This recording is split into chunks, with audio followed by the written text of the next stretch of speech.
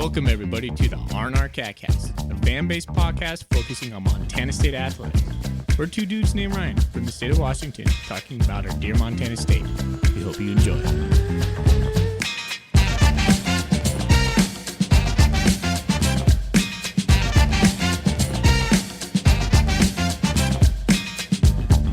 All right, welcome back, Bobcat fans. Thanks for joining us on another episode of the RnR Catcast. I'm one of your hosts, Ryan Foley. I'm joined with my good buddies tonight. That is Ryan Thornburg and Zach Levere. We are the Ryans and the Z of the RnR Catcast, the Montana State affiliate of the Big Sky Podcast Network. And we have a sweet sponsor in the Bobcat Athletic Collective, the bobcatcollective.com, that is.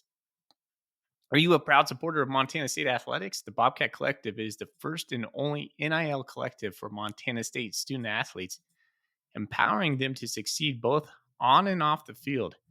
We're here to connect with fans, businesses, and the community to these incredible athletes through name, image, and likeness opportunities.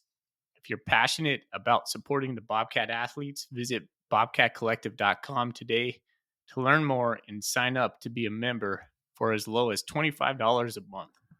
Membership not only supports Montana State student athletes, but also provides great perks for members, including exclusive access to events, behind-the-scenes content, and more. For businesses, we also offer corporate sponsorships, providing a unique way to promote your brand through the power of the athlete and the collective. Join us in making an impact and elevating the Bobcat community. Go to bobcatcollective.com today and mention the RnR Catcast. And buy the Tailgater beer. Had a couple of those this weekend. They're pretty good. Not too bad. Yeah, never had one. I also had my first sip. Good stuff. Good tailgating beer. Works out. The best thing I drank all week long was those Huckleberry lemonades branded by Montana State. The Gold Rush. Oh, I couldn't get enough of them. I had 3 at the game, and then we went to the basketball game. I had 2 large ones at the basketball games. That's equivalent to probably 6 of those altogether that night. It's probably about 180 grams of sugar. 200 grams of sugar somewhere there. I couldn't get enough of them. I need a case. Send me a case. I appreciate all the people who are sending beer to this podcast. Bobcat, what did you call it? Gold Rush Huckleberry Gold lemonade? Rush lemonades. Oh, dude, man. those things are so good on the Madison River. If you're wanting if you're going to work later, or you're just floating the river during the summer, just imagine floating the Madison, sun glistening, and having one of those ice cold. Oh, they're fantastic. Whew. I was introduced. My world was just blown. Okay. 13-0, fellas. How's that feel? I don't know. Felt appropriate. Feels amazing, guys. Feels amazing. You know what's interesting? The fact that we're 13-0, and I doubt the players actually even think about it all that much. In fact, I think Ty McCullough said it today. He was like, yeah, we don't really think about being undefeated all that much. And it's the narrative that you hear on the media waves. Man, the pressure's mounting. The pressure's mounting. There must be, this undefeated season. I don't know if they feel it like the media is saying. I don't think they do. No. I know you were worried about that going into Cat Grizz. The pressure's all on the Bobcats. I think the guys think it's a privilege to have the pressure. The only pressure I thought maybe would be a hiccup this year was this week, was all the vegan rumors, coaching rumors going around, maybe, some internal locker room stuff, but we didn't have any of that. We came out and smashed him in the face. Yeah, we did. All right. Okay. Well, let's pump the brakes a little bit. Let's do a little bit of show rundown like we normally do. We'll get into some news. We'll talk about Coach Vegan's press conference and what he wore. We'll break down the stats that was the whoop down against Unity. Unity. There's a new word. No, it's not a new word. University of Tennessee Martin. See what I did there, fellas? And then we'll preview the grudge match with They're united and getting their butts kicked this weekend. With Idaho. And we'll take some golden coolies. Sounds good. We got a fair amount of golden coulis and a couple I think you'll appreciate there, Foley. Sounds good, Designed, directed directly at you. Ooh, I like it. Perfect. All right, but first let's talk about what's in our golden coolies. What's in your golden coolie? What's in your golden coolie is sponsored by Wilbur Ellis. Go see Shay Richter and company up in Fort Benton for all of your farming and fertilizer needs. Foley, is your cat making too much noise? You need kitten mittens. I'm drinking kitten mittens winter ale from Colshan. They released it a couple weeks ago. They have a big party every year that they release it. It's a winter ale that they brew, Colshan Brewing Company over here in Bellingham. It's pretty funny. It's a pretty good winter ale. I drink it pretty much every year when it comes out, mostly for the name because it's a funny name, and I love Sunny in Philadelphia. Foley, have you been throwing shade at your Grizz fans that you know in your life? Well, come on down and get yourself from Shades Brewing in Salt Lake, Utah, a blueberry cheesecake sour ale. Oh my gosh, This that is sounds horrible. One of the most interesting beers I've ever had. It was one of those things you just look at and you go, I just got to try it. I'm not a huge sour guy, but it's not bad. Very questionable, Zach. Very questionable. I told you before, I'm coming with one of the wildest beers, but I don't know. It's wintertime. It's a sour. It sounded good. It's a good dessert beer. I don't want the word sour and cheese together. Wait a second. Did you say that again? Or beer. What Then is- throw is beer into that equation. Blueberry muffin? Is that It's what a you said? blueberry cheesecake sour ale from Shades Oh. Brewing in Salt Lake, Utah. Sounds like an abomination that should be burned alive and cast Do you into the even have a ocean. backup? Because when your mouth gets like a little puckered, I got my good old Bush Peach Light over Bush here. Peach. as There my you go. backup. there you go. My 30 rack for $9.99, baby. Town and pump. I feel like your backup after that should be like a cigarette. Jesus. Oh, sounds horrible. Oh man! But I All try right. it. If someone put it in front of my face, I drink it. I'm We drinking. didn't pre-plan that. I'm kind of proud of us for those intros. Yeah, now you got to do one too, Foley. Yeah, Make it a little come on, clever Foley. thing. I'm drinking the Montana Classic Pig's Ass Porter Ooh. from Harvest Moon in the great, what is it called? The Golden Triangle. There it is, the Golden Triangle. So Mike Nice, we met up with him at the basketball game, and Thorny was flying. I drove. Mike brought us 3 6-packs of beer. Guess who got all of them?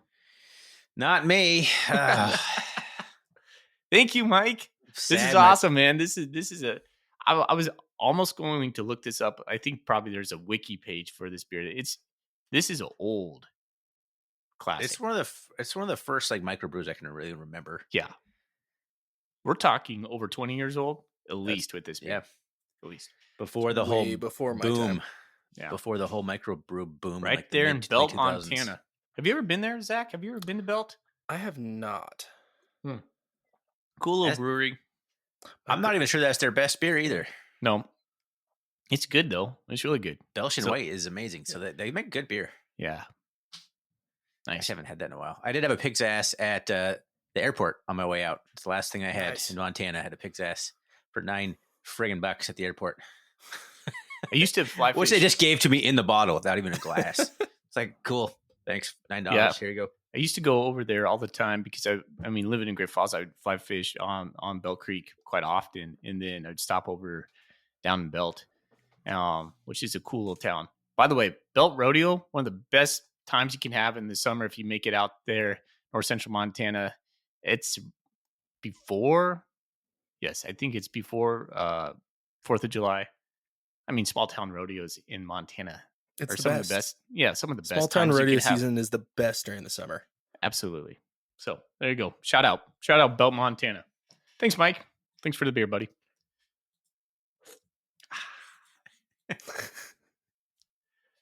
That longest coolie segment we've ever had. Yeah, that was a doozy.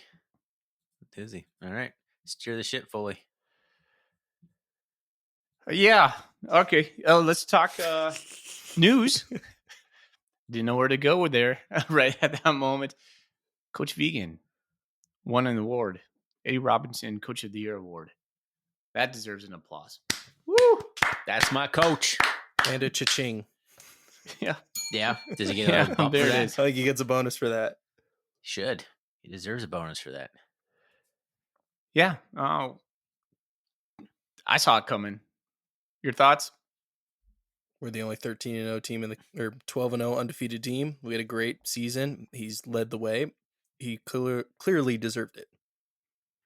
Absolutely. I think he deserved it. A lot of times these rewards go to a coach who comes into a garbage program and then they go like 9-2 and make the playoffs for the first time in forever. And like, oh, coach of the year. I think going undefeated, even if you have high expectations, is a coach of the year award worthy season. And I'm glad the voters agreed with that. Is it bigger news that Coach got the award or that he did not get poached for a FBS job last week? I guess the FBS thing. Yeah.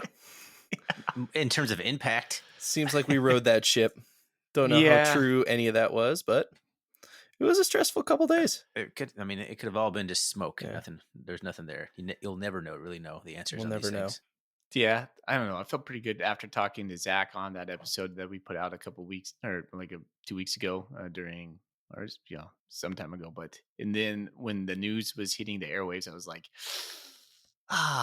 it's like refresh on Bobcat Nation in between classes and trying to figure out, texting all the feelers out there who's got information. It's like, oh no, I hate this every year. I hate this, but he's our coach so far. Still, it's the negative side of all the success we've had the last 4 years in football and basketball. Yeah, but I think you did put a good,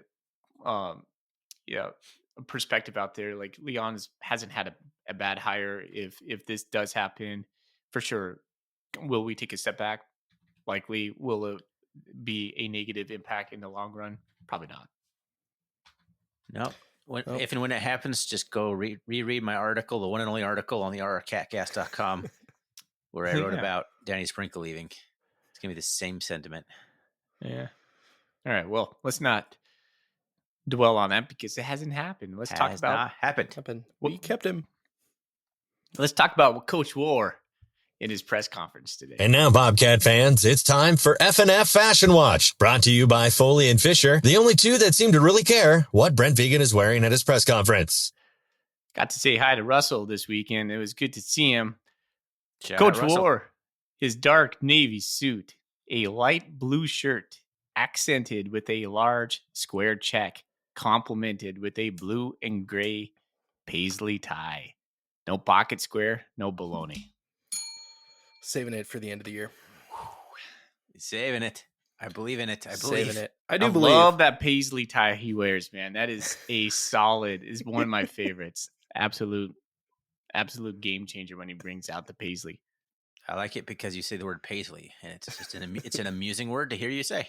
Coach always wears. Here's something I've kind of noticed with Coach. He always wears some sort of crosshatch pattern. If it's not his plaid suit, his subtle navy plaid suit, it is in his shirt, and he normally goes with the big crosshatch, which is pretty sharp on him. So I gotta give it to Coach, man. He's got some style.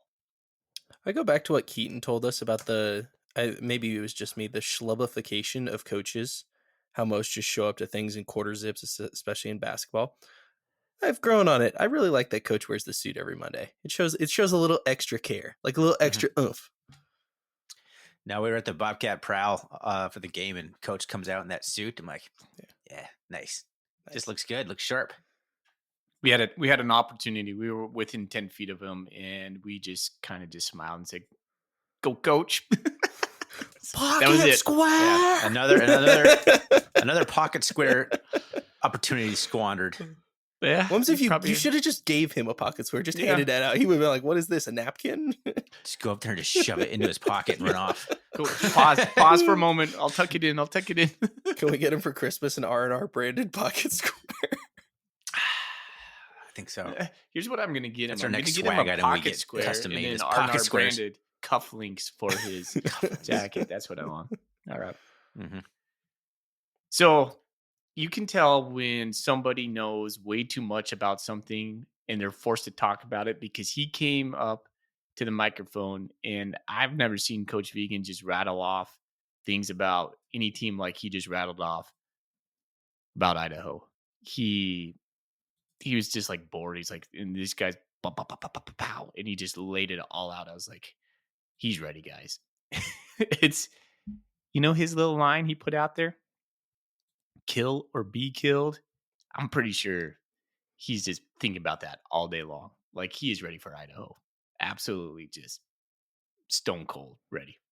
Vandals are for dinner.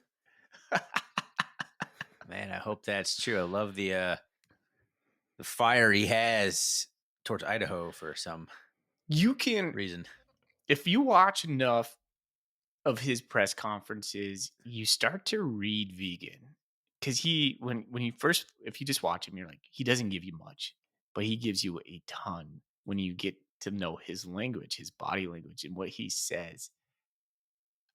Boys, he's fired up. He takes this game personal. Something happened. Something 2 happened years in the ago. Kiwi Dome. Yeah, something happened in the Kiwi Dome. I mean, I don't know what that is, and I've speculated about it in my brain. I have no clue what it is. He took it personal. He still takes it personal. It was revenge in October. It's still revenge, guys. It hasn't left. It's blood in the water right now. I mean, now you have a chance for the ultimate revenge and ending their season completely.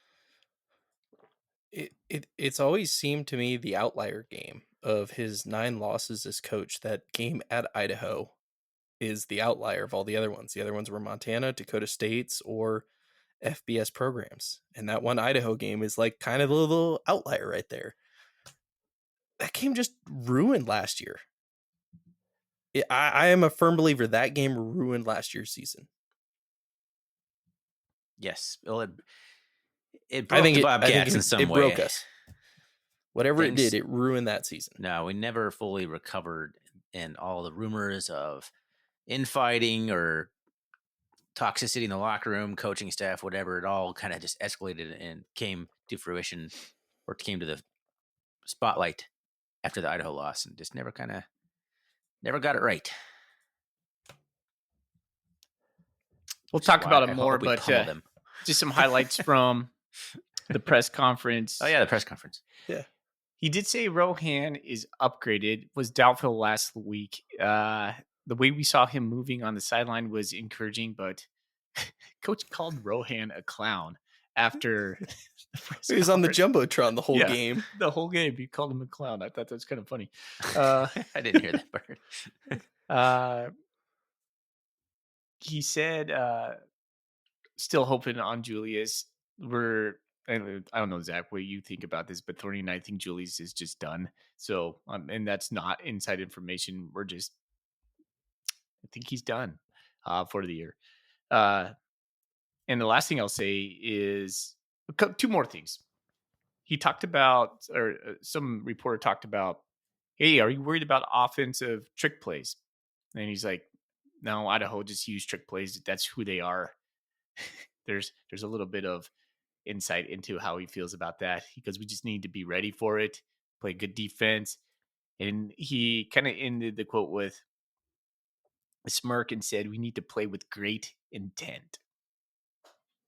Got to play 4-down football against Idaho. You got to look at them, and every one of their drives they have, you got to expect them that they're going for it on every drive, no matter where they are on the field.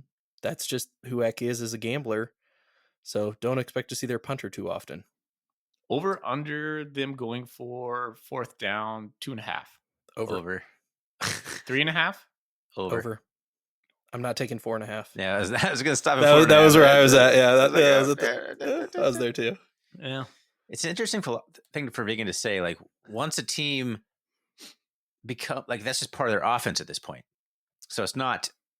It's just there. So you're planning for it because it's going to happen. So it kind of loses it's not really a trick play anymore now, is it? If it's not, no.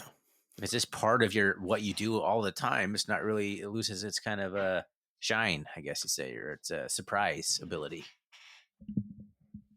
You just know what to expect. Now, maybe it's a different variation of a trick play. That's no different than a new wrinkle in an offense for a specific game plan that you're going to come up against. So I don't know. Somebody asked to expect the unexpected. Yeah, somebody asked him about Jack Lane. Coach was like, yeah, he's not that much different than the other guys they've been putting out there. He has more consistency with the deep ball. But Who we see last time? Wagner?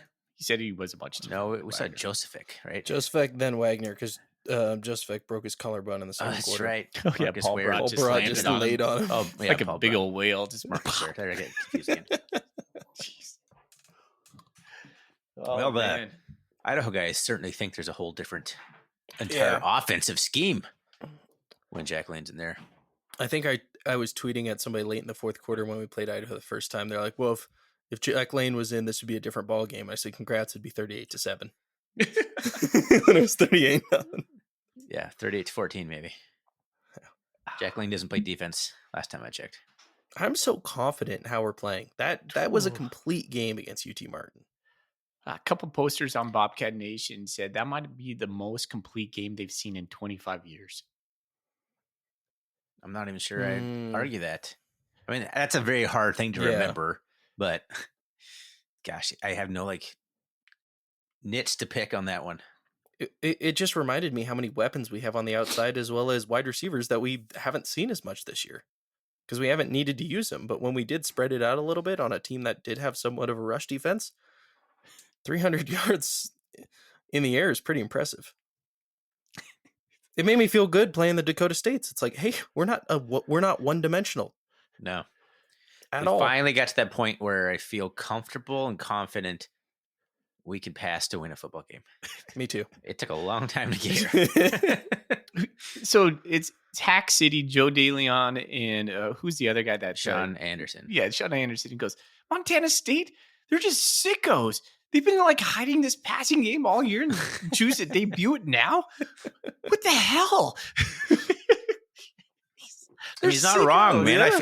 I think the staff feels we can beat anybody by just handing the ball to Scotty Humphrey over and over. And running A-gap power. That's just enough. That is enough to beat most teams.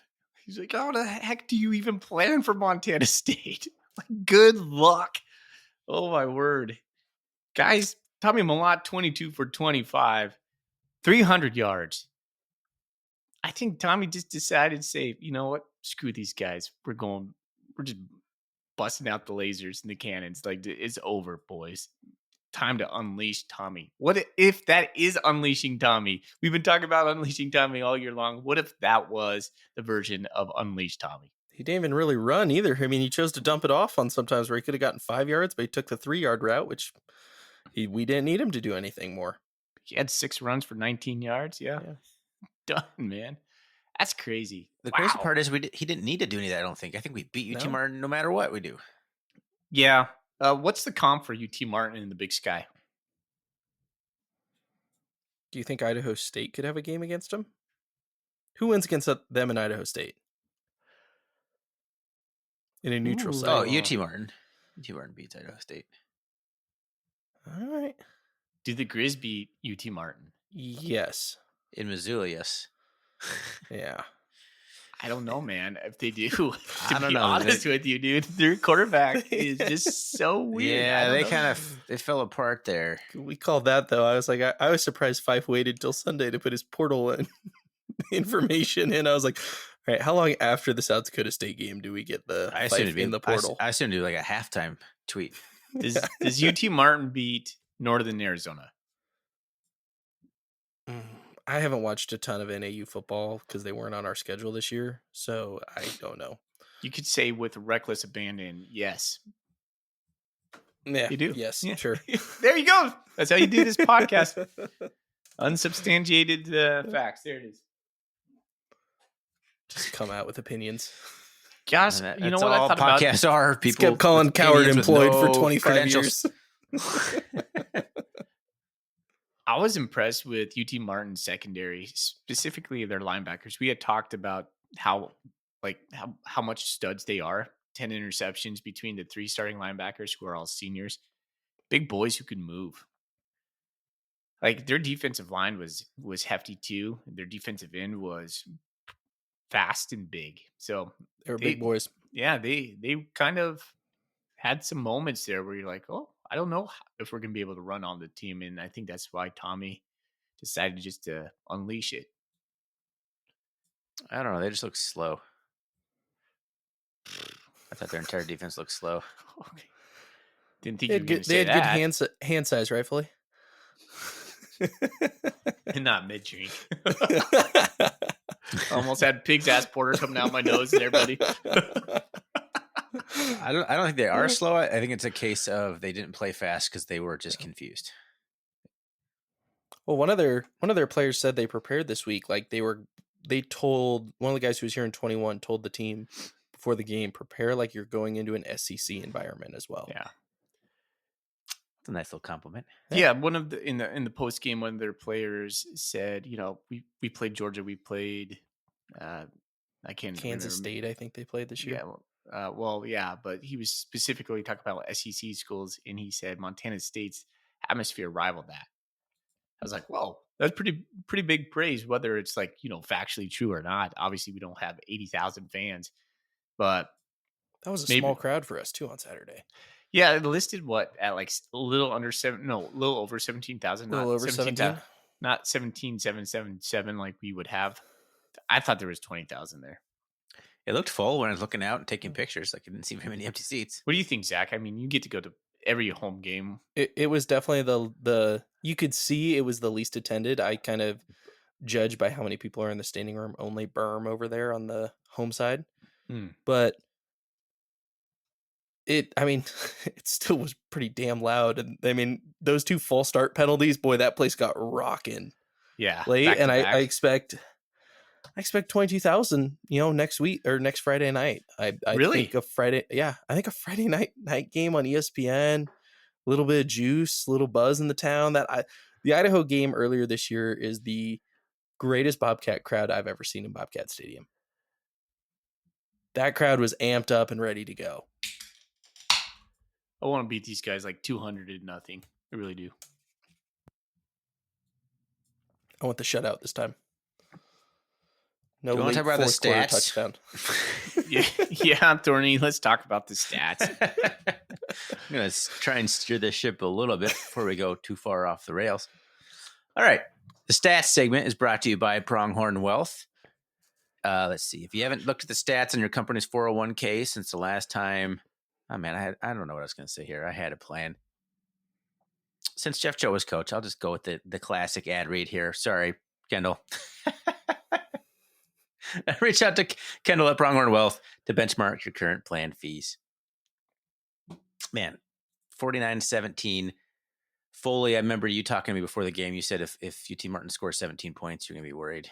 I think that was the number that came into your head. I did not say that. You're making that up. Did. No, I don't make it up. You were a wreck when it was 21-10. Oh, that is so false. No, the world was falling for you when it was 21-10. You were ready to walk around the stadium and do a lap. Anyway, Bobcats win 49-17. Enough dogging on Foley here.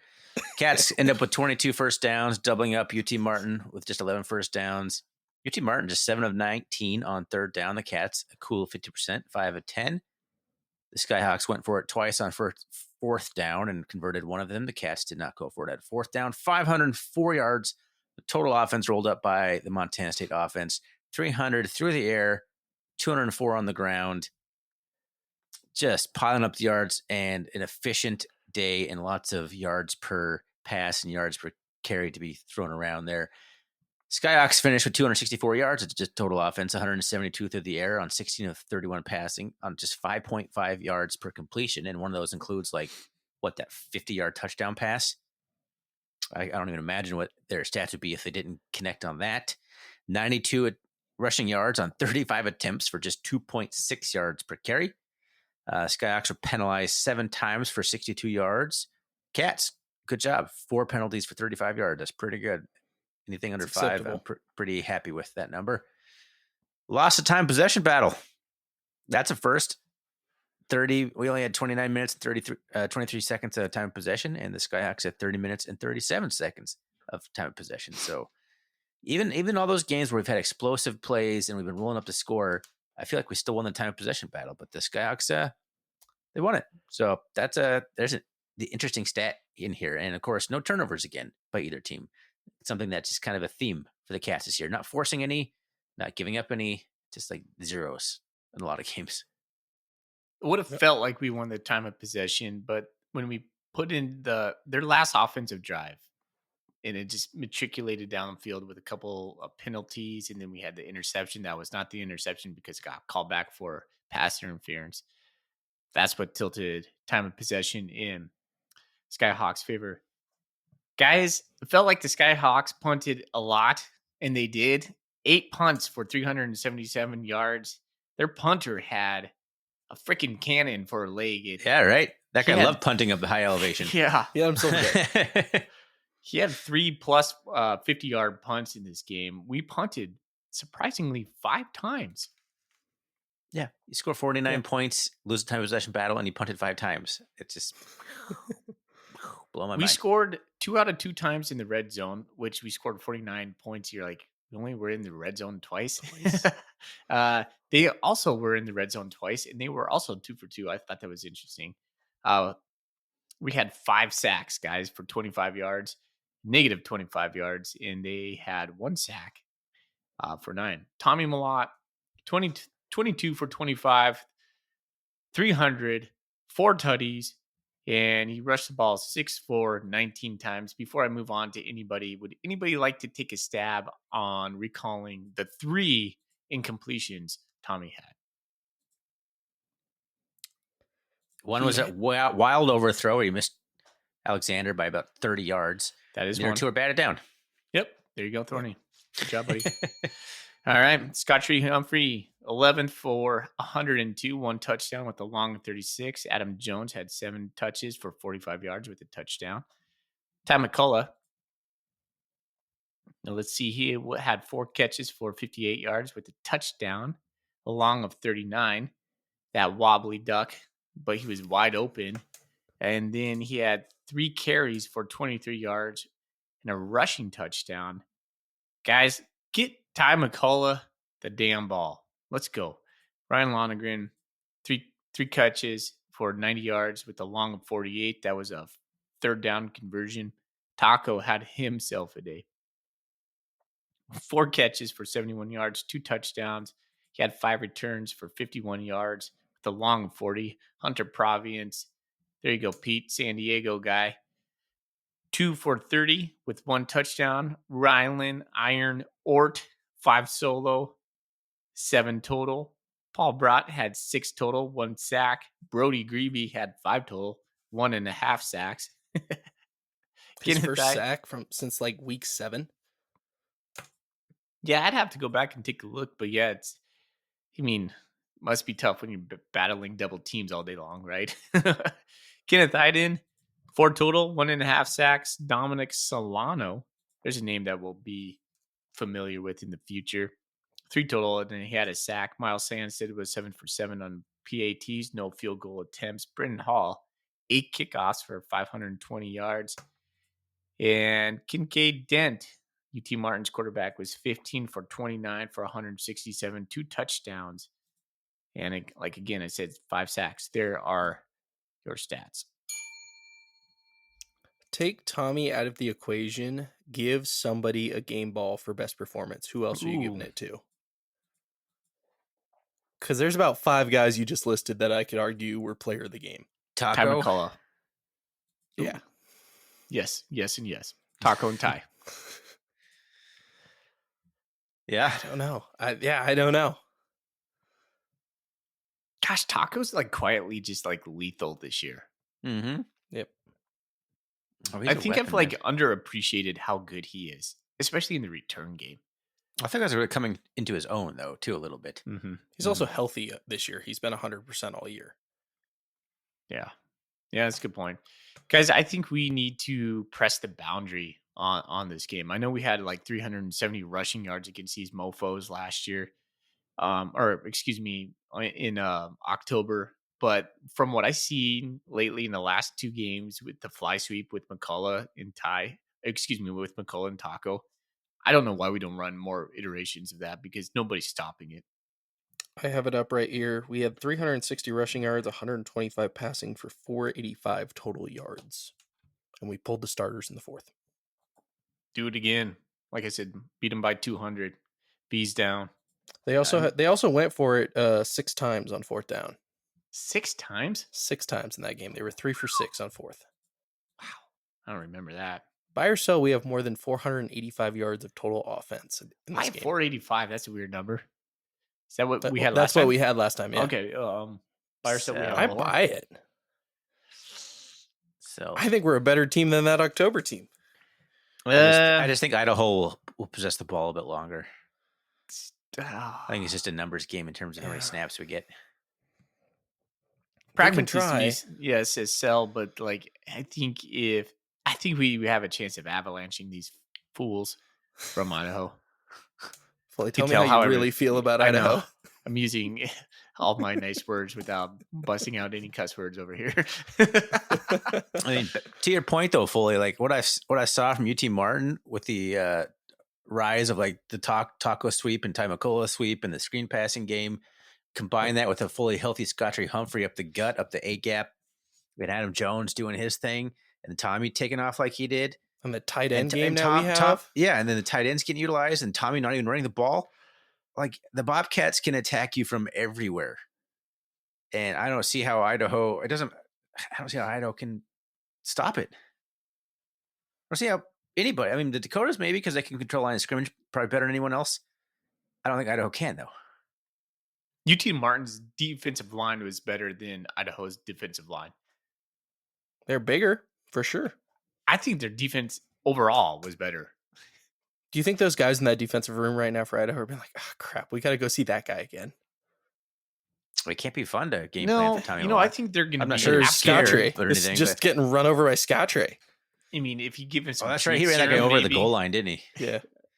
Forgot about that. That's sweet.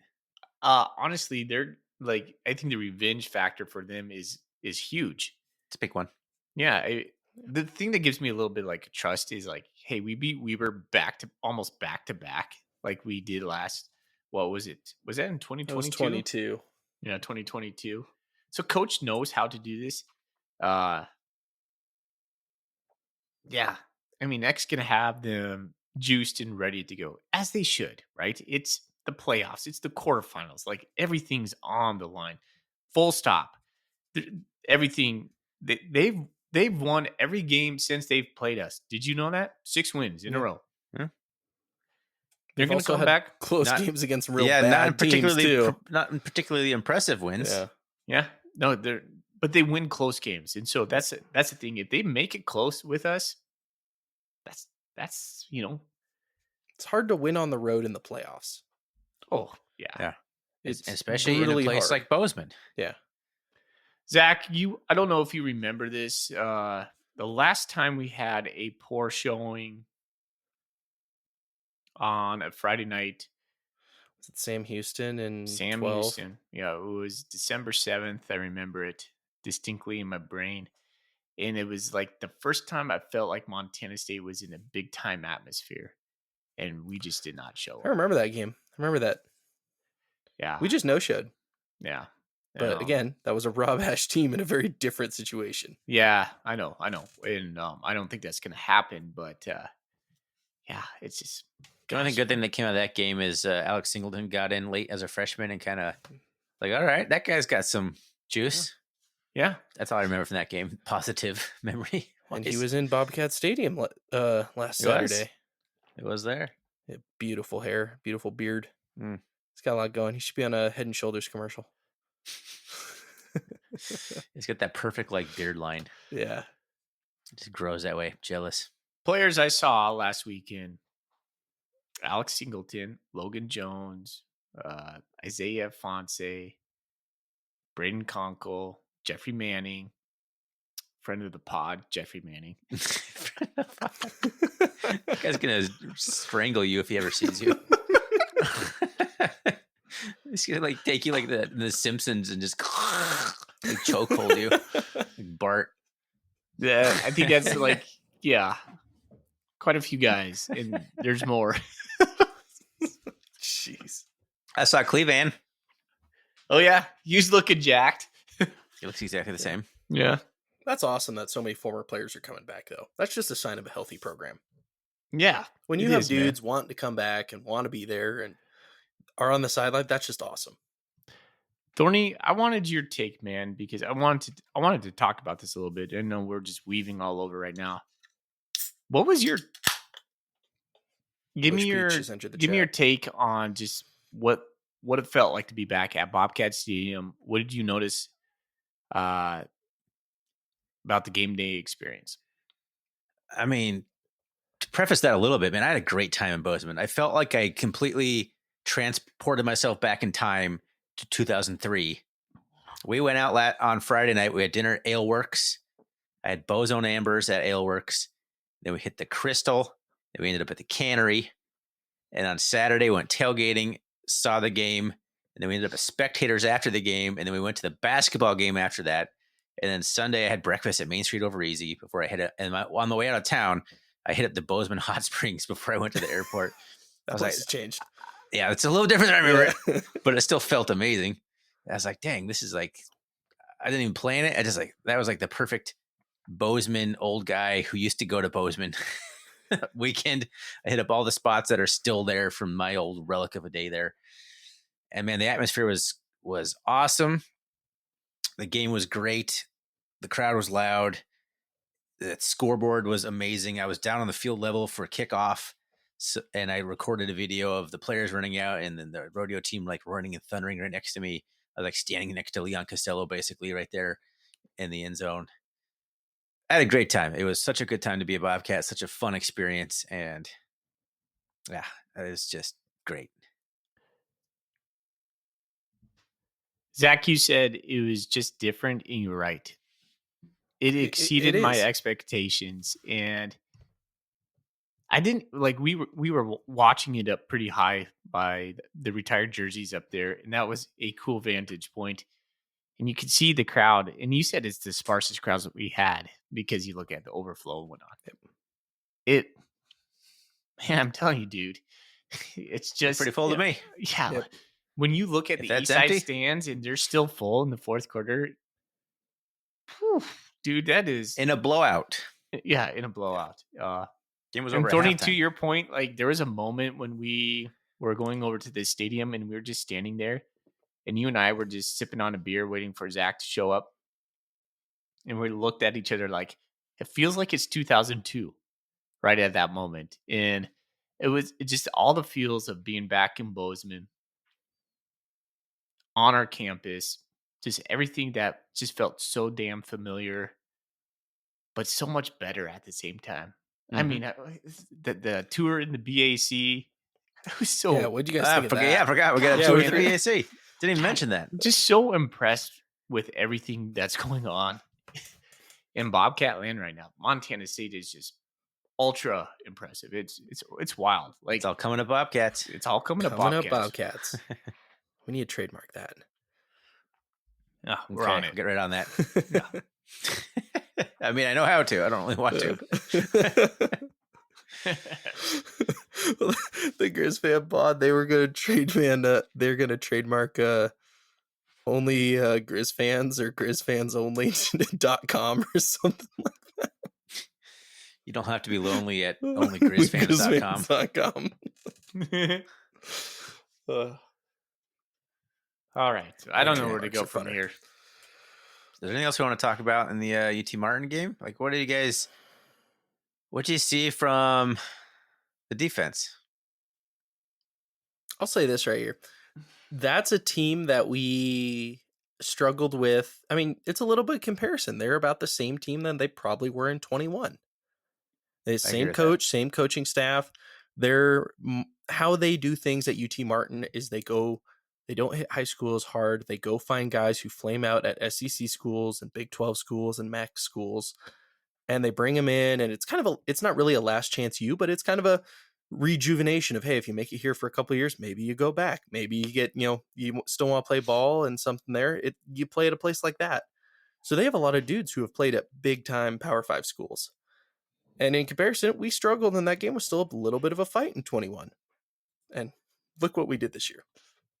That was Tommy's first start, wasn't it? Yep. Yeah. A little bit different dynamic Game was there, also but super windy. Yeah, wasn't it 10-7 at half? I think it was. Tommy got stripped like right before half, and they ran it in. Interesting. But it's a good comparison of, and their coach had said some stuff of, yeah, we played them in 21, and they were a good team, but they're nothing like They are now. Yeah. No, we've come a long ways. Like, I feel like we're finally at the echelon you wanted to be at, where we feel like we're in a league of our own a little bit, or a tier with the rest of the other teams that are in the same tier. I feel like we've talked ourselves into believing we were in that tier for the last couple of years. I feel like we maybe actually are, and maybe I'll come crashing down when we play somebody, but I don't see that. I just don't Not see with it. this team. I don't see this team faltering like that. I just don't see it, man. They're too well coached. They're too senior laden. They're too motivated and focused. These are vegan guys too. This is a vegan coach team right now. This is what almost everybody on this team, besides a couple dudes, are vegan dudes. We put to bed the rest, or put to bed the he's only winning because he's got choke guys. Yep, that's gone. Just seems the leadership that comes from our captains is such a quiet but a steely confidence. Tommy Malott, Brody Grebe, Justice Perkins, Rylan Ort. Guys who, Montana guys that are, they're not the rah-rah guys, but they just play and lead by example. It just feels like this team is unshakable because they're cut from so that cloth. Bought in. Yeah. Like, I feel like every one of them's been brainwashed that they're so bought into this. Yeah. And now it's starting to kind of, the picture is coalescing for me why Jeff Choate was so good in big time Catgirls games, because that guy rode emotion more than anybody. And I would take this version of the Bobcats over that any day. Because if you give me someone who is confident because they've been battle tested, and there's a lot to be said, fellas, about the shortcomings that this group has felt last year, the years before. They're okay, throw it at us. We've already felt that. And now there's only one thing left to do. And that's to go win it all. And that's what I think we are going to do. How many Bobcat fans do you think bought their tickets to Frisco after that game? Hopefully not many, because they're expensive. They're already expensive. Thorny. The wet blanket of the RnR.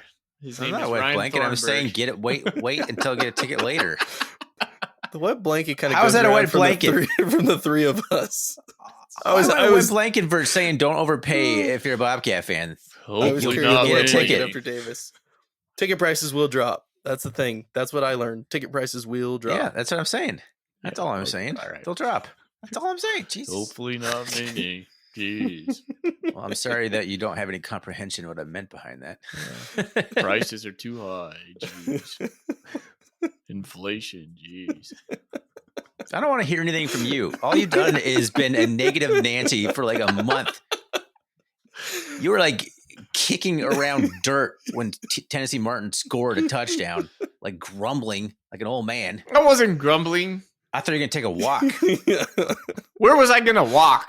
Around the stadium. That's the reason you didn't go anywhere, because you couldn't go anywhere. You were trapped. Going to be pacing the press box back and forth. Is that what you do on your walks? Just kick the ground and kick rocks down the street and chase them down and kick them some more? I just think 2000s Bobcat football still has some scar on Foley's heart somewhere of just no, not just mine, man. Legions of us. It's like having a rescue animal. I have a rescue cat, and he's still scarred from his previous life a little bit. It's I feel Foley's still a little scarred from the 2000s. I feel cured a little bit from that this year. This year has just rejuvenated me completely. I'm not waiting for their shoe to drop anymore. Yeah. I've had that feeling for a long time as a cat fan. I was there this morning, and then I started thinking more about the Idaho revenge factor and how much I just dislike Idaho. And I was I don't want to lose to these guys. And I was no, put that thought out of your brain. I don't think we are. Is there a chance we do? Of course, there's always a chance. You got to play the game right. It just feels different. And I'm not worried about it. Yeah, I don't want to think about what that moment would feel like, because, guys, I feel so confident. I can't even imagine it. Exactly. But just think, not just think about it, but like Zach, what you just said is like how all of us feel at this moment, and how devastating that would feel Like, this if it ride came is to an not end. ending because freaking Idaho comes in here on a Friday Well, night. yeah, exactly. It's not ending. Like, there's no scenario in my head that I can think of that. Yeah. Okay. But you know what I'm saying. Yes. I'm not going to put it out there, but yeah, it's just. I'm not going to think about the loss, even if it's a possibility. It's not going to be like a focus of your brain for the week. Yeah. All right. Hey, Mike Nice on Twitter asked us a Golden Coolie question. Where did Foley go for 15 minutes in the second half of the basketball game? We were wondering that. We thought you were walking the break. We're like, where did Foley go? We just realized we hadn't seen you in winning like by 10 12. minutes. I finally turned around and spotted you talking to someone. But you classic Foley doesn't say anything. He just gets up and leaves. And we don't even like realize he's gone for like at least 5 minutes. Like, One of the best moments of the weekend was Tony goes, we were walking to where were we going, Ryan? To the bookstore. And you go, I don't know where you're going, but I'm not even going to ask because you're going to go there regardless with or without me. So I'm just going to walk with you. I realize that when I'm walking with Foley, he's just going to go the way he wants to go, and nothing doesn't matter. So I'll just kind of sit back and wait and figure out which way he's going. Just follow him. That's sign of a true leader right there, guys. Yeah, I guess it makes me a lemming, but all right. Just the easier use of time. I think it's 50 minutes into this thing. You probably should hit some of those golden coolies. Hit me. Do we want to talk any more Idaho first? Any actual their quarterbacks, football chat? They're starting quarterbacks back. That's really it. We're pretty much healthy going into this thing. Is Newbie back? I know he got hurt. I'm not sure. I feel like he's been back for a bit, or he's not coming back. One of the two. But either way, it's not new news about his status, whatever his status may be. Now, we were able to run the ball on them pretty prolifically last time we but Tommy was a part of that too, right? Like Tommy had. Yeah, he had two big runs. So I'm curious to see how we use Tommy. We also used the play action a little bit in that game. That opened up some things against their aggression, and I think we could have some sort of success with that as well. But like after last game, guys, how do you prepare? Because if you're not going to load the box like everybody else has been doing against us, then we're just going to run it down your throat. And if you start loading the box, Tommy Moss is going to be like, he's going to pick you apart now. Yep. Game point. It's and like if playing chess. If you somehow complement your stacked box with good press coverage and man coverage, then he's going to scramble for 20 yards. We're sickos, guys. We've been waiting to unleash this all year long. Do you think we see Rohan at all, or do you think we go the first couple series and, you know, if we're scoring, we're doing fine, we'll just let him sit it out, or do we just think we let him test it and see, hey, coach, I can go or I can't go? I feel like you start with him and see how he feels. I don't feel like you keep him on the bench in the third quarter. Like, we need you, Rohan. Just throw him into the game cold. I don't think that's the way you go. So I think he's just one hell of a forward blocker. I mean, Tommy's first touchdown against Idaho, if you watch that 60-yard run, Rohan is blocking a dude 20 yards down the field, just was running a route and then turns around and blocks a dude just 20 yards in the opposite direction of the play and takes the dude out. I mean, he's blocked multiple guys into the sideline this year. Yeah. If you watch him, like block him. He's an animal. He is. I mean, he plays exactly like Derek Snell. Derek Snell did that all the time. He'd block guys into the end zone, like into their own teammates. Yeah. He's doing the same thing. Derek Snell would like point at guys. He's like, I'm coming for you. Oh man. Yeah. I love that guy. And it was Rohan Jones is like the same cloth, cut from the same cloth. And I love it. I just love his attitude and everything he brings. He's just a fun player. He embraces, he's a Bobcat. He's only been here for like 9 months, but he's becoming one of my favorite Bobcats. I agree. Do we get him next year? Or is this he's a junior, so yeah, he's got one more. Oh nice. Man, I thought he was done. I thought he was a grad transfer. No, we got one more. That's awesome. It's good news. Made my day.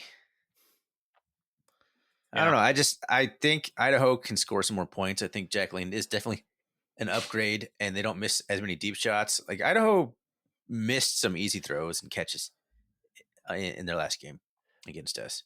Yeah. Also attributes to the environment, though. I mean, we've UT had a lot. Martin missed some throws too. Yeah, we have made quarterbacks miss throws all year. At some point, we're not just getting lucky; we're influencing it in some way. Our blitz And packages have a lot to do with that. And I feel like we've had some more frequent blitz packages, guys. Like, We're remember getting what home way more. yeah, remember what we had with Garza last year? Like, come on, just one A gap blitz, please. just please. one linebacker, please.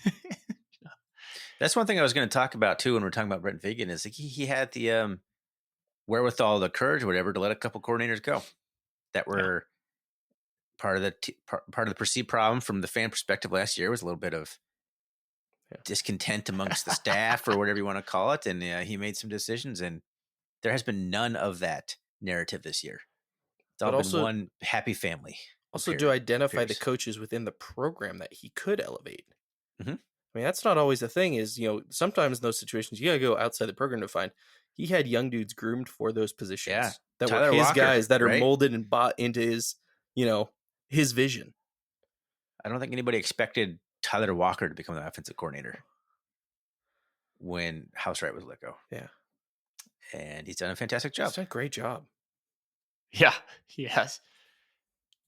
Guys, can I ask you some Golden Coolie questions from Bobcat Nation? There's some good stuff. Is there anything else we want to say on Idaho before we pivot? Or maybe ask, is there any pertinent Golden Coolie questions about Idaho that we could maybe get off first? Yeah, one from Wyoming Cat. He says, I'm mostly a lurker here and haven't commented in a long time, but I want to know what tailgate will be serving twice baked Idaho spuds. I read that earlier and I was like, that's so funny. That's such a clever twice baked potato. I'm like, man, why didn't I think about that? Man, that's a good one, man. That's a good one. I mean, if some thoughts come up on Idaho. I have some Idaho ones on Twitter if you want me to kind of. All right, go for it, buddy. Bobcat's Football Blitz, which is like a fan run account on Twitter, which is a pretty good follow. Why do the Idaho fans continue to think that Idaho compares to MSU, UM, NSU, and SDU in any way? And also, were you guys in school when it was still Reno H. Sales Stadium? I think Idaho fans, I mean, Idaho does compare to Montana, I would say, at the current iteration of it. But I mean, I honestly, I feel like Idaho is in the position that Montana State was in about 3 or 4 years ago, or maybe 5 years ago, where you were feeling you were competing and you were excited, you were winning regular season games, you're going 8-3, and then you were just getting smoked in the playoffs. Yeah. And you had this belief that, and it happened 2 years in a row, like this is the year. We know what we're dealing with, and then you go out and get your butt kicked even worse the next year or just as bad. So I just think that they're kind of in that phase where you're just gonna the getting your footing in the FCS landscape and kind of thinking you're elite, because it's just kind of what you do as a fan. You're hopeful and you're optimistic, and this isn't going to end the same way. And there's nothing wrong with that. And I feel like Montana State. I felt like I was exactly that same way a few years ago, and I just feel like I feel different now, I guess. It's also weird because they're second fiddle in their state. I mean, the flagship university of that state's in the college football playoffs this year. Yeah, and that's probably they're probably more concerned with that than they are winning on Friday. I feel, from my understanding of Idaho fans. It's like you think that MSU fans have like little brother-y type syndrome with Montana. Like Idaho has it way worse with Boise State. It's horrendous. Fellas, the thing that's most apparent to me, and to build on Thorny's point, is this.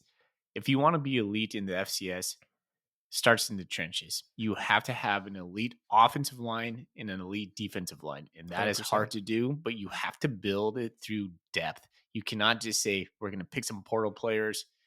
Yes, it's a little stopgap. Maybe you can get a defensive tackle here and there, but you need to develop your 6'2", 240-pound defensive tackle from a high school and just put weight on him and just hope they stay. That's how you have to do it. And then you have to have a good offensive line coach and good strength coaches. And that's how you do it, guys.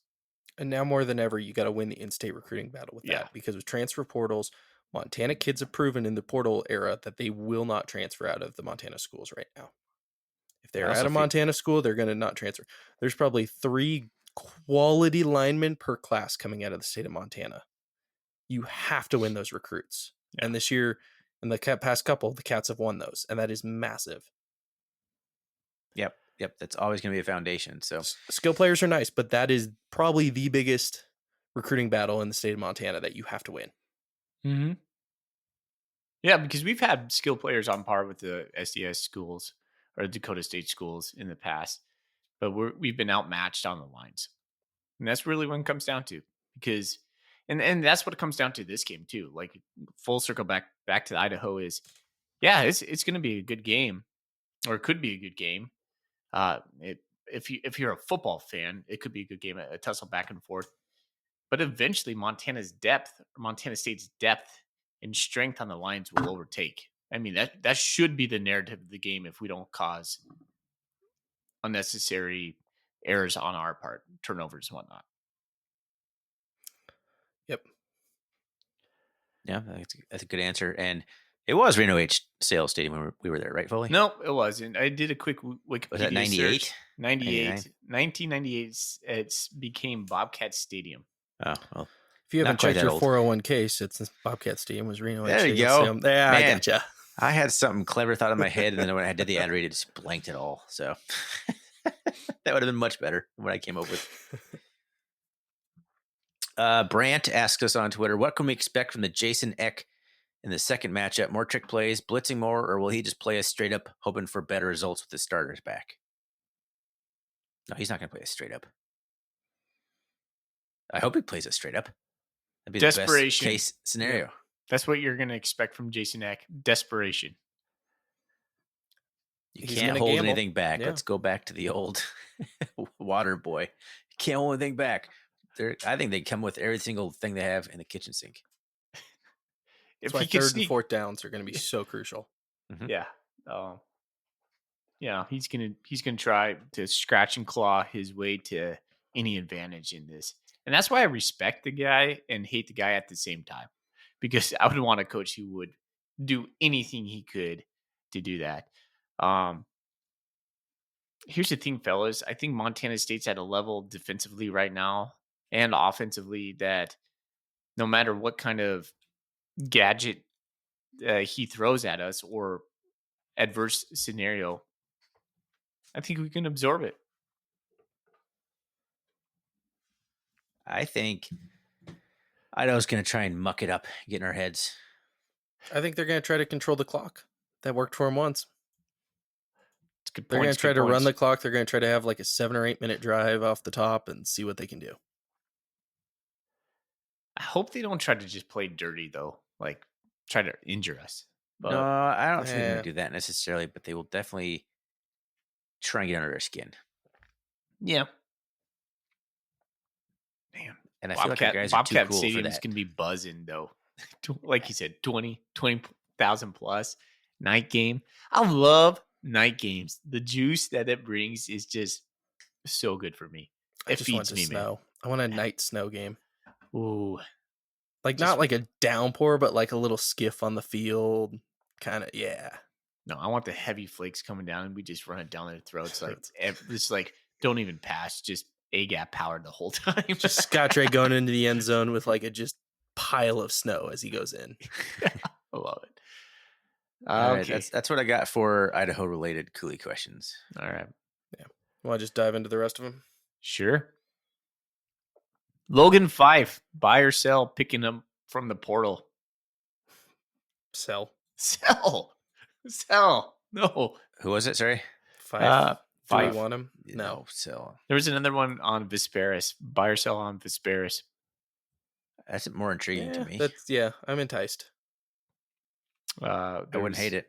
Yeah. Who's the guy from NAU, Rodriguez, that's in the portal again? Meh. Yeah. All right. Meh. Stone's I don't- Glessner in the portal. Return trip? That's a Golden Cooley question. I don't Horn know. Hornweasel. Bo Hornweasel. You can come and take my Miles Sandstead. I Guy, know. that guy's won the job. He's doing great. Stones. Yep. Foley's over there reminiscing about Stone's Glessner. Oh, yeah, there was one from your boy. We beat the effing Grizz. Buy or sell, re-signing Stones Glessner. And somebody said sell. He goes, yeah, I'm mostly just asking. since Foley. I know he has a man crush on Glessner. I did have a man crush on Glessner. I still won't. Gosh. His dad was so like beside himself when I said, "Your son stones Glessner," and he's like, "Don't call him that." Don't. It's like, I will. Thank you very much, Mr. Glessner. I just won't say it around you anymore. Let's see. CNC Cat Jonathan. He gives us a nice little thing. He says, "Thanks for all the effort you put in the podcast. It's a highlight of my week. Thanks, Jonathan. If you could add something to the Cats game day experience, what would it be?" Flyovers every time. Yeah, big flyover guy here. I thought you were gonna go kiss cam, Thorny. Why would I go kiss cam? Do I strike you as a kiss cam guy? Yeah, you do. Okay. Actually, I do like what I've seen from like other game days, like NFL or whatever. They do like filters on people, like make them look like they're crying. Or the St. Louis Blues do a really good like lookalike one. They do a celebrity and then find someone that looks like him. Something funny like that, I guess. But no, flyover number one. Zach, you've been to the most. What would you say outside of flyovers, or is it just flyovers? Ooh. Or is it drones with pizzas that get thrown on the field? That went really well in Missoula. As an Air Force guy, I love me a good flyover. So, to enhance our game day, what could we do?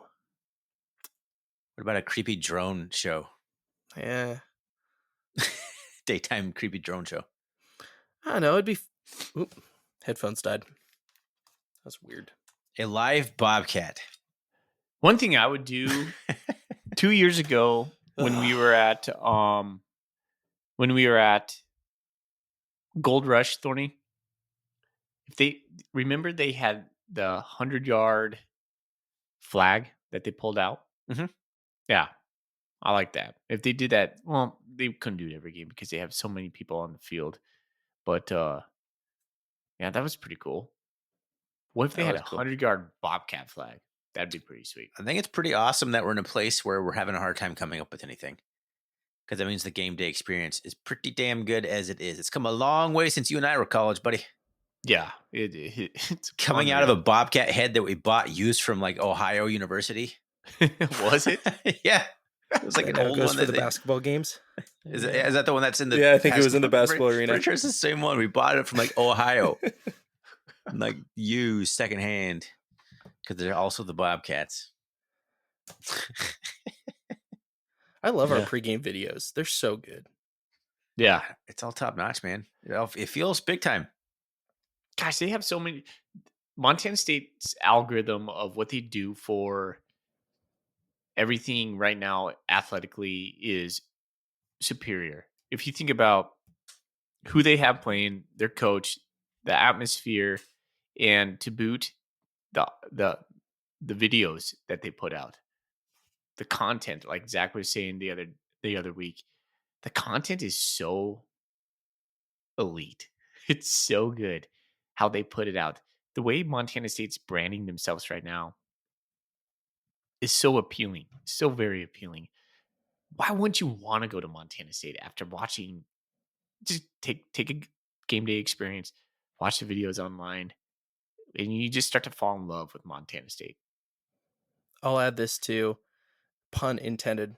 Russell is so damn good as a PA announcer. Yeah, he is. He's fantastic. Oh my gosh. He asked me if I wanted to do a first down call. And I don't know if he was like actually like, I think he was just joshing me a little bit. I would. And I was and I started getting like my palms started sweating when he said that. I was like, I don't know the Russell. I feel pretty comfortable right here, right now. But 20,000 people out there going first down Bobcats, and I might do a and I just get a little weird. Great Bobcat sound. Hey, Russell actually asked us a Golden Coolie question on Twitter. What's your favorite part of the game day atmosphere? Ooh. What do you think of the upgrades since your last visit? And he also says, let's hear your best first down. Oh, man. So now we all got to do it. We got to all do it on the pod.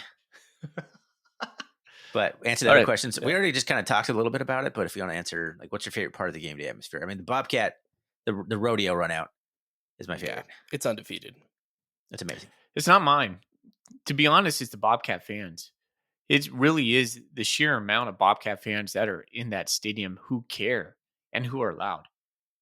That wasn't like that when I was growing up, man. And when we were going there, even when I was a ticket sale or a season ticket holder, it is a very special thing we got going on right now. And it is just truly because of the Bloom Gold. You know what's the best part? And you don't get this, Zach, because you're just immersed in it. But gosh dang it, just being around Bobcat fans. There's something so comforting knowing that I'm standing next to anybody in line anywhere I went down there, and we met quite a few people who are like, "Oh my gosh, yeah, you are the Ryans. I listened to you," or we introduce ourselves, and it's just when you see someone in blue and gold, you're just instantly connected to that person, and just feel it's the best. So that's my favorite thing about the game days, just being surrounded by people who feel the way I do about my team. The So sheer it's amount also- of them. Yeah, it's also been sweet. The 4 road games I've been to this year, we travel really damn well. Yeah. And our fans Yeah, are loud and make a difference even on the road for our guys. Yeah, that's gotten better over the years, too. There's just right. more Bobcat fans in general. What's the second part of his question? What do you think of the upgrades since your last visit? Oh, jeez. Keep them coming. Yeah, right. Like, We got to that is see the indoor practice facility in person, and obviously it's not done. We ginormous. didn't get a tour or anything. Just like looking at it from the outside, like I couldn't punt a ball straight up and hit the ceiling if I tried my hardest. No, it's bigger than you think. It's It's huge. bigger than you think. The audio video board. Oh, Mm-hmm. It's a difference come maker. on. Yeah, Scoreboard is ridiculous. The video board. Now we just need about 60 mil to fill in that East Grand side, redo all that, and just 60. Just no quick big deal. 60. We Chump got some- change. And we didn't get to see the BAC last time we were here, so being inside of that was pretty awesome. Yeah. It's a special thing MSU has. So as good as it is, there's still room for improvement, and that comes from facilities upgrades. Montana State Stadium is special, and it always holds a spot in my heart. It could be better. It's getting dated in a lot of ways. So yes, the east side grandstands, even the booster side as well. Like the boxes up there, you go through there and you're like, okay, I could see some room for improvement. Now it just takes millions and millions of dollars to do this. Who knows if we get there in time, though, right? In time. It's not like Bozeman's the city of the poors, though. Yeah, exactly, right? But it goes back to that thing of that moniker of, Montana State's turned into a rich kid school. It's like, okay, cool. Just give me the money then. That's donors. Like, that's parents you're getting involved. Like, that's... Yeah, these that's kids just all graduate finances. and go on and remember their time at MSU fondly, and then they give back eventually, and then they get the monies to do so. All right. Are we doing first downs? Yeah. Who wants to go first? All right. I'll go first. All right. Been waiting for this moment. First down, Bobcat. First down, Bobcats. Ow. First down, Bobcat. Russell should clip those and just play them in the game. Yep. next week. Yep. There's just a guy hitting that button now. Russell's out of a job. Just play those. Sorry, one, Russell. One says Thorny, one says Foley, one says Zach, and just choose them throughout the game. They should just play that on the video board during a timeout, and people can vote on their phone, see who did it best. Yeah. Well, there's a Twitter poll for us. Oh, Yeah, there you go. Some little engagement. we might have to opportunity. pull those. That's good. That's good, fellas. Appreciate the effort. I really do. All right. You guys are a little shorter than I was expected. That's what she Some said. Bush Peach confidence right there. All right. Hey, what are else those we pretty got? good, Zach? They're not bad. I mean, a 30 rack for $9.99 is pretty awesome. Makes them feel a little. I'll drink a taste lot of little things better. for that price. Yeah. 33-cent beers. Right. Johnny Longman, any surprise portal entries you've noticed around the country? You just see McDowell. And then what position do you think the Cats look at in the portal during the offseason? Clifton Cornerback. McDowell's in the portal again. Yeah. Again? And then he was like defending himself about like, we all really care about a kid going to like a 6th school in college. I'm like, well, kind of. Wait a second. How many years can he play? Maybe it's his 5th school. I don't remember, but he's the still got a year definition of a left somewhere hired gun. somehow. He's still got a year left somewhere somehow. He must have a COVID year and a rich. I have no. Dude, do the Grizz bring Clifton McDowell back? No. They didn't want him to leave. I don't believe. I don't think Bobby's ego is going to let him come back. No, he won't come back. Yeah. Bobby would never let him come back. Oh my gosh. I can't believe he has another year to play. There's going to be an entire conference out there with just Grizz transfer quarterbacks. Dude, they've they're all brought going to in be playing pretty well because they're not bad quarterbacks. They just get ruined. Yeah. They The come Grizz are in the feeling quarterback like, ruiners. dude, I'm going to be the man in Missoula. And they're like, October, like, this is not going well. You're going to be I made a a man in mistake. Missoula. My coach hates me. I have no confidence. I'm going to therapy right now. It's bad, guys. I suspect the Cats will get a quarterback potentially to at least come compete. What I like about for guessing on positions. Yeah, it seems like it seems like we're at a spot where we don't really need a lot of like immediate needs. Like, oh, we need to go get a defensive end. We need to go get a defensive tackle or Depends a who we quarterback. lose in the portal soon. Yeah, I mean, I'm there's not always thinking about that. That conversation could be changed later on, but man, the double repping, the building through the high school kids. Now we're going into year 5. Coach Vegan after this year, he told us it was going to happen, and it's played out exactly like he said it would. I just keep going back. Yeah, I just keep going back to looking at that indoor facility too, and like, who wouldn't want to see that and be like, yeah, I could practice in there, or like, yeah, this is first rate. It's gonna be such a game changer for spring practices. You look at that thing, yeah. You look at that thing, and well, even playoff runs. I mean, shoot, I know we got the bubble turf this year for the playoffs, but that thing's just gonna be such a game changer for us. 100%. That's on par with most Mountain West schools as a facility, if not some of the Pac-12 schools and some of the bigger schools. Yeah, 100%. Yeah, I don't know how you'd not come to Montana State as a player. I mean, we're high on our Choate stock. said just get them to campus, and I'll sell it. Yeah, we're high on our stock right now, that's for sure. But like just being there last week, you're like, yeah, this is what I could like have every single day. Yeah, sign me up. Where's it? Where's the line? And I'm not even just talking about football stuff. I'm talking about just the campus in general. Like walking around, like, yeah, this is a great place to live. I love living here. Yeah, 100%. It's fantastic. And I missed it, and I felt like a kid again when I was back there this weekend. It was glorious. Yeah. Who would you rather see in the national championship if we got there between NDSU and SDSU? And this is Dan, my man, on Twitter. Thanks for the question, Danny. NDSU. I think NDSU, and my reasoning is coaching staff. You think they're going to be gone? No, I just think they're this a rare thing to say, but this is an unexperienced NDSU coaching staff. Not by much, but wasn't their head coach on the team last year? I thought he came from Wyoming. That tree is all the NDS tree. It's still a tree. You're still facing a first-year head coach at the helm. Yeah. What about you, Thorny? What are you thinking, Bison or Jacks? Gosh, that's a tough question. I think I'd almost rather go up against NDSU as well. And I'm not sure why I feel that way necessarily. I think we can run on them better. I think their defense is worse than SDSU's.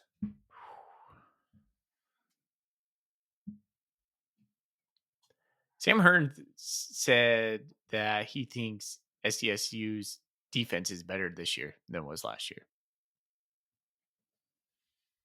Yeah. I don't know, man. They're both tough. Whoever we Yeah. play, they're going to give us their best shot, and they're going to be damn good. North Dakota State's playing Mercer this week. And Tough South Dakota game State there, against Incarnate Bisons. Word. Yep, and we get Idaho. Which one would you rather play? Incarnate Word, Idaho. Incarnate Word. Incarnate Word, probably. I'd like the Texas boys to come up here and experience a chilly Friday night in Bozeman. Didn't their quarterback throw the ball like 80 times recently? Does this game make you feel more nervous than a potential rematch with Davis? Yes.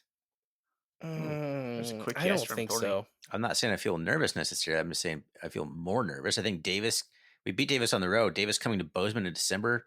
Yeah. They're going to get just ran out of town. Davis has shown me a lot. I think Davis is just really good. Davis is really good. But they haven't been to Bozeman yet. Yeah, true. Okay, yeah. All right. We're just going in circles. Yeah. It's like, they're both good. Oh, we don't know. All right, fellas. Anything else? Last one. KGB on Twitter asks us, does Foley hand out the remaining Golden Coolies in Frisco or deem all questions unworthy until they're restocked in 2025? People want their coolies. We've been real bad at picking winners this season. We just ask a bunch of questions and just get out of the episode. Yeah, that sounds we've maybe 20% of the time we actually remember to pick a winner. No, but Thorny, that's because like you legit forget. But I, in my brain, I'm like, I'm counting these coolies. Sometimes I'm like, well, I guess let's get out of here, Thorny. It's time to go. Buy some more then. It's gonna be like Gollum. What's from the Lord point of of the having Rings, sponsors if we're not spending the money on it? Yeah, the last coolie, just my precious. Order some more. God, I don't know why I haven't yet. You've only had about 6 months or so. It's time to get out of here. They got stuck in the. Yeah.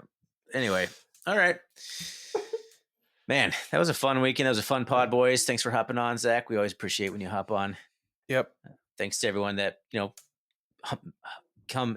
came and hung out with us this weekend, and the people we got to meet and talk to. That was really fun. You can always find us on Twitter, RrCatcast. You can find us on the web, RrCatcast.com. You can find us on Instagram, RrCatcast, all that good stuff. You can email us. Oh, yeah, RrCatcast@gmail.com.